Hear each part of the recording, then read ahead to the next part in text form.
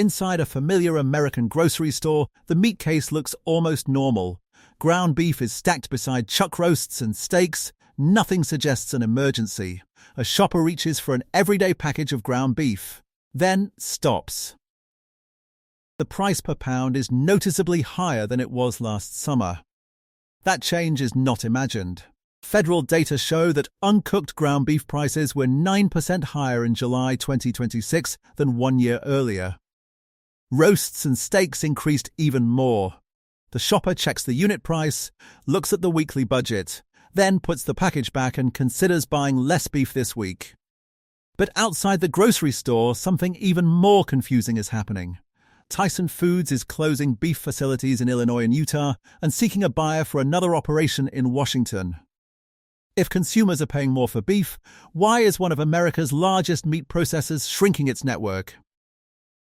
The answer is not as simple as disappearing products or empty shelves. It involves fewer cattle, expensive processing capacity, struggling rural communities, and a supply chain where high grocery prices do not always mean high company profits. Later, we'll show which prices have actually changed, what Tyson's closures could mean, and how shoppers can protect their budgets without panic buying. The first change shoppers may notice is not an empty meat case. It is the price printed on an ordinary package of beef. Ground beef matters because it is not considered a luxury cut. Families use it for burgers, meatloaf, tacos, and pasta. When its price changes, the increase reaches many everyday meals. Federal data confirm that this is more than a few expensive stores. According to the Bureau of Labor Statistics, beef and veal prices were 9.4% higher in July 2026 than in July 2025. Uncooked ground beef increased 9%. Steak prices rose 9.6%. Beef roasts climbed 13.5%. That does not mean every package increased by exactly those amounts. These are national price indexes. What shoppers actually pay depends on the store, region, grade, fat percentage, package size, and available promotions. The main pressure is a tight cattle supply. Years of difficult ranching conditions reduced the herd, while high operating costs made rebuilding expensive and slow. What is confirmed is that several major beef categories cost more than they did 1 year earlier. What remains uncertain is how prices will move from month to month or whether Tyson's latest closures will create a noticeable change at individual stores. For now, shoppers should compare the price per pound instead of looking only at the total package price. A smaller package may cost less at checkout while offering worse value, but higher prices are only half the story. The surprising part is who is not necessarily making more money. Now let's separate the verified facts from the more dramatic claims spreading online. On August 13, 2026, Tyson Foods announced several changes to its beef network. The company said it would end operations at its beef processing facility in Joslin, Illinois. It would also close its case-ready facility in Eagle Mountain, Utah. That distinction matters. Eagle Mountain packages prepared cuts of beef for retail sale. It is not another facility where cattle are slaughtered. Tyson is also seeking a buyer for its beef plant in Pasco, Washington. That plant should not be described as already closed. The company plans to concentrate its beef operations around facilities in Dakota City, Nebraska, Holcomb, Kansas, and Amarillo, Texas. Tyson says production capacity will move to other locations. It also says the reorganized network should maintain a similar level of cattle harvesting. That is the company's plan. Its success has not yet been independently demonstrated. Government findings confirm the larger cattle supply problem. The USDA expects tighter calf supplies heading into late 2026 and early 2027. It also expects cattle slaughter to slow during the second half of 2026. But the same USDA outlook revised expected beef imports upward. It did not warn that grocery stores across America would run out of beef. So, the closures are confirmed. Tight cattle supplies are confirmed.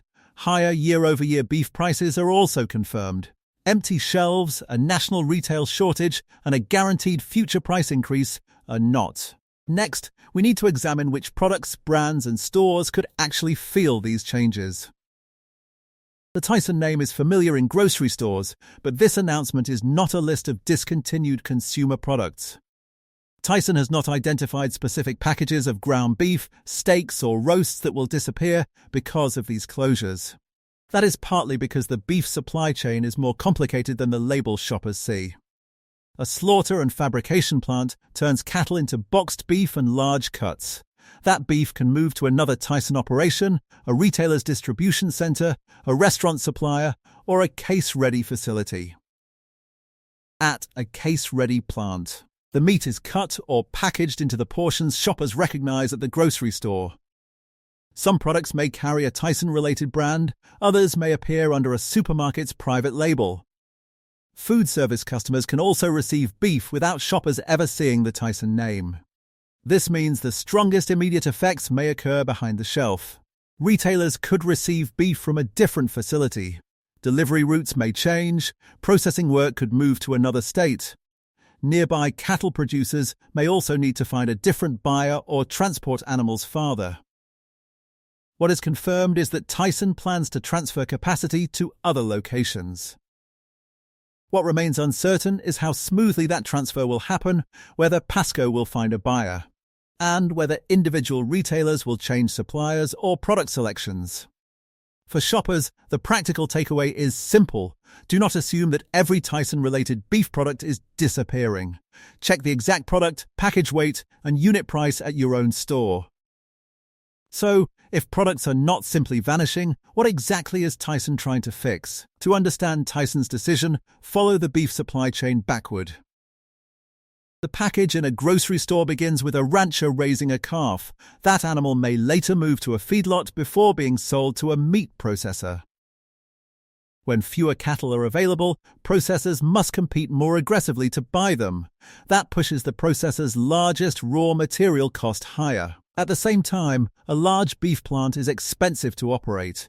It needs trained workers, refrigeration, inspection, equipment, water, energy, maintenance, and transportation. Many of those costs continue even when fewer cattle move through the facility. This creates the central contradiction. A processor can pay record or near-record prices for cattle, retailers can charge more for beef. But the processing plant can still lose money because its cattle costs are rising while its expensive production lines are not running near their most efficient level. That is why high supermarket prices do not automatically mean Tyson's beef operations are earning high profits. The tight cattle supply developed over several years. Drought reduced grazing conditions in important ranching regions. Production costs increased. Some ranchers reduced their herds instead of keeping more young females for future breeding. Rebuilding is slow. A retained heifer must mature, produce a calf, and that calf must grow before it enters the beef supply. What remains uncertain is whether Tyson can transfer enough work to its remaining plants while keeping national harvesting near its current level. That slow cattle clock helps explain the long-term pressure. But it still does not tell us whether these closures will change the price or availability of next week's hamburger. The clearest verified change is price. Federal data show that several beef categories cost more than they did 1 year earlier. But that does not mean every cut increased at the same rate or that every store changed prices at the same time. Ground beef can vary by fat percentage, grade, brand, package size, and whether it is fresh or frozen. A large family pack may have a higher total price but a lower price per pound. A smaller package may look more affordable at checkout while costing more for the same amount of meat. That is why shoppers can feel as if a product has become more expensive even when the package total looks familiar. However, there is no verified evidence that Tyson reduced package sizes because of these closures. Calling the situation shrinkflation would require comparing the same product, weight, and price over time. Different package options alone are not proof. Availability also needs careful language. A particular cut may be missing during a promotion. One store may carry fewer steak choices, another may replace a premium option with a different grade or package size. Those examples do not establish that beef is becoming unavailable across the country. What is confirmed is that cattle supplies remain tight and national beef prices are higher than they were 1 year earlier. What remains uncertain is whether Tyson's restructuring will create noticeable retail changes in particular regions. For shoppers, the best defense is simple. Compare net weight and price per pound across identical products. Do not judge value by the total package price alone. Now let's look at what is happening at each Tyson location and why the three facilities should not be described as identical closures. The first location is Joslin, Illinois. This is a major beef processing facility where cattle are slaughtered and fabricated into beef products. Tyson announced that operations would end there. The United Food and Commercial Workers Union represents more than 2,000 employees at the plant. That makes the closure a serious local employment event, even if Tyson moves some production elsewhere. Nearby cattle producers could also lose an important regional buyer. They may need to transport cattle farther or negotiate with fewer processing companies. Those are credible regional concerns, but the final market impact has not yet been measured.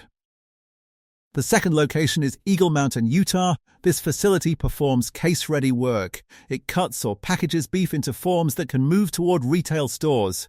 It does not perform the same function as the Joslin slaughter operation. Local reporting says the closure affects more than 700 jobs. Tyson says that packaging capacity will move to other facilities. The third location is Pasco, Washington. Tyson is pursuing a sale of this beef plant. That is different from announcing an immediate permanent closure. Whether the facility remains open under another owner depends on finding a buyer and completing a transaction. Together, these examples show why one dramatic headline can hide three different situations. There is a processing closure, a case-ready closure, and a proposed sale. Tyson says it will shift work toward Dakota City, Holcomb, and Amarillo. Whether that protects national output while creating deeper regional consequences is one of the most important questions still unanswered. Next, we'll put the official numbers behind that question. Now let's put dates and numbers behind the headlines. According to the Bureau of Labor Statistics, the National Beef and Veal Price Index was 9.4% higher in July 2026 than in July 2025. Uncooked ground beef increased 9%, steaks rose 9.6%. Roasts recorded the largest increase among these common categories, climbing 13.5%. These numbers measure what already happened over 12 months. They do not guarantee another increase of the same size. The USDA's August cattle and beef outlook shows why supply remains a concern. The agency expects tighter calf supplies heading into late 2026 and early 2027. It also expects cattle slaughter to slow during the second half of 2026. USDA forecasts approximately 967 billion pounds of US beef production for 2026. That is a forecast based on current information, not a guaranteed final total. The agency also revised expected beef imports upward. Imports can add supply, but their effect depends on timing, volume, product type, and how retailers use that beef. Tyson's company information adds another layer. It plans to center its beef network around Dakota City, Nebraska, Holcomb, Kansas, and Amarillo, Texas. Tyson also says it can maintain a similar level of cattle harvesting by moving capacity. That remains a company plan until operating data show the result. For budget-conscious shoppers, alternative proteins deserve comparison. During the same Bell's period, pork rose just 0.5%, while chicken prices declined 2.7% nationally. Local prices can still differ. The numbers confirm pressure. But they do not answer every question about what happens next. At this point, 4 facts are confirmed. Tyson is ending operations at its Joslin beef facility and its Eagle Mountain case-ready facility. The company is seeking a buyer for its Pasco plant. USDA data show that cattle supplies remain historically tight, and federal price data confirm that several common beef categories cost more than they did 1 year earlier. The local consequences are also real. Thousands of workers and their families are affected. Nearby cattle producers may lose convenient access to a major buyer. Communities can lose wages, business activity, and tax revenue. But several important outcomes remain uncertain. Tyson says it will transfer capacity and maintain a similar level of cattle harvesting through a smaller network. We do not yet know how smoothly that transfer will work. We also do not know whether Pasco will find a buyer, how regional cattle transportation will change, or whether individual retailers will adjust their product selections. Future grocery prices remain uncertain as well. Tight cattle supplies can keep pressure on beef costs, but imports, consumer demand, store promotions, processing capacity, and the availability of other proteins can all affect what shoppers eventually pay. There is no verified evidence here of a guaranteed nationwide beef shortage. There is also no official warning that Americans need to fill their freezers immediately. For shoppers, the sensible response is to monitor prices, not react to dramatic predictions. Compare the same products over time. Watch official USDA and Bell's updates. Pay attention to verified company announcements. You cannot control cattle numbers or corporate decisions, but 7 store-level signals can help you recognize meaningful changes before they damage your grocery budget. Instead of trying to predict the next beef price, watch for 7 measurable signals. Number 7 is the unit price. Compare price per pound, net weight, grade, and fat percentage. A cheaper package is not always the better value. Number 6 is promotion frequency. If ordinary ground beef or roast sales become less common over several weeks, your store's buying conditions may be changing. One missed promotion proves very little. Number 5 is cut substitution. Watch whether stores feature more chuck, round, stew meat, or larger roasts while offering fewer premium steaks. Retailers often change the product mix before removing beef completely. Number 4 is repeated purchase limits. A temporary limit during one promotion is not evidence of a national shortage. Look for limits across several nearby stores and check whether the retailer provides an explanation. Number 3 is the product label. Read the country of origin, grade, fat percentage, fresh or frozen description, and package weight. A different supplier does not automatically mean the product is unsafe. Number 2 is official data. Monthly Bell's reports show national price movement. USDA reports track cattle supplies, slaughter, production, and imports. These sources provide more context than one photograph of an empty shelf. And number 1 is Tyson's actual execution. Watch whether production successfully moves to Dakota City, Holcomb, and Amarillo. Follow the Pasco sale and any verified changes to operating shifts. These signals will not predict every store price, but they can help shoppers recognize real changes without reacting to rumors. Watching the market is useful. Buying more is not automatically saving more, especially if that food is eventually wasted. A sale only saves money when the food is used. Before buying extra beef, ask 3 questions. Will our household eat it? Is the unit price genuinely lower? And do we have safe freezer space? If the answer to any question is no, the larger package may not be a bargain. When a family pack does offer better value, divide it into meal-sized portions before freezing. Remove as much air as possible. Label each package with the cut and date. Place newer packages behind older ones. Keep the refrigerator at 40 degrees Fahrenheit or below, and the freezer at 0 degrees or below. For best quality food safety, Gov recommends using frozen ground beef within 3 to 4 months. Steaks and roasts have a longer quality window of roughly 4 to 12 months. Food kept continuously frozen can remain safe longer, but flavor and texture may decline. Store packaging is safe for freezing. However, USDA guidance recommends adding airtight freezer wrap or heavy-duty foil when beef will remain frozen for more than about 2 months. Thaw beef in the refrigerator, cold water, or microwave. Never leave it on the kitchen counter. Use a food thermometer when cooking. Ground beef should reach 160 degrees Fahrenheit. Whole steaks and roasts should reach at least 145 degrees, followed by a 3-minute rest. None of this requires filling an entire freezer.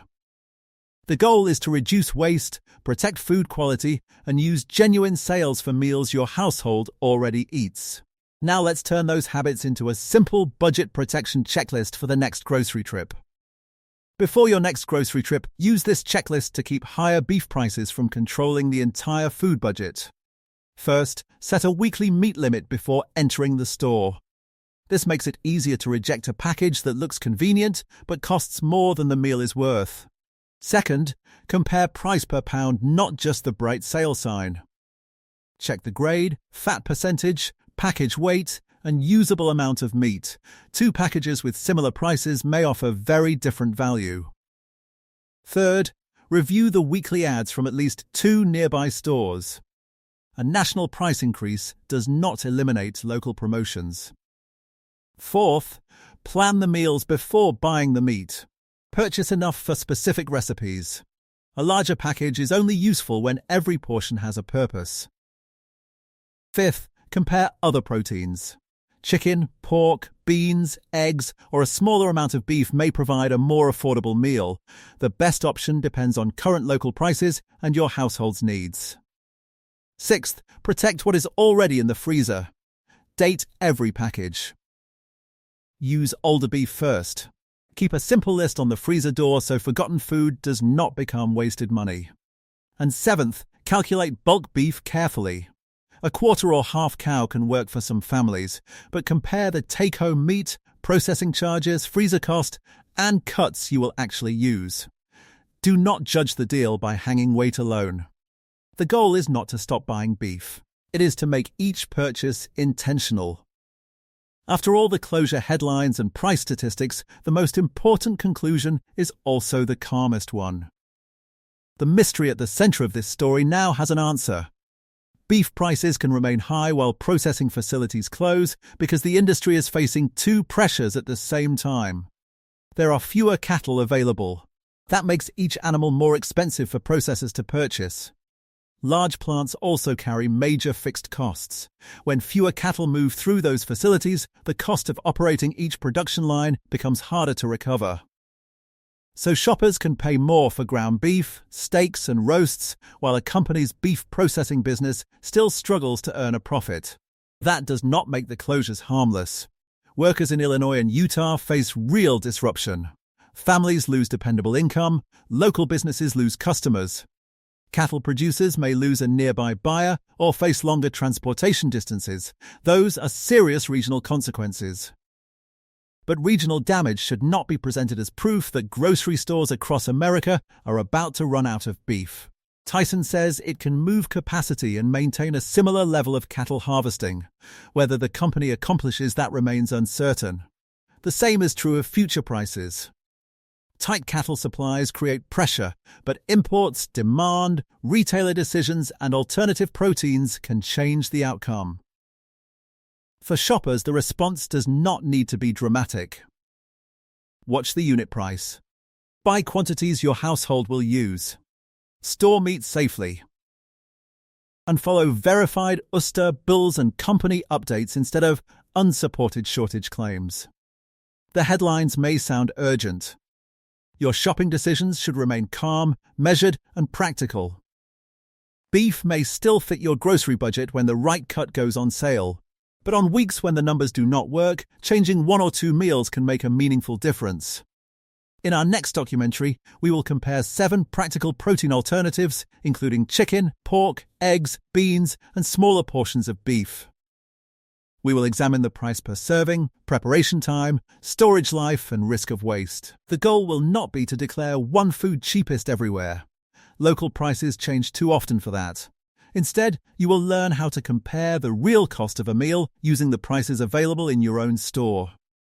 That video is the next step in building a flexible grocery plan without sacrificing your budget or buying food your household will not use.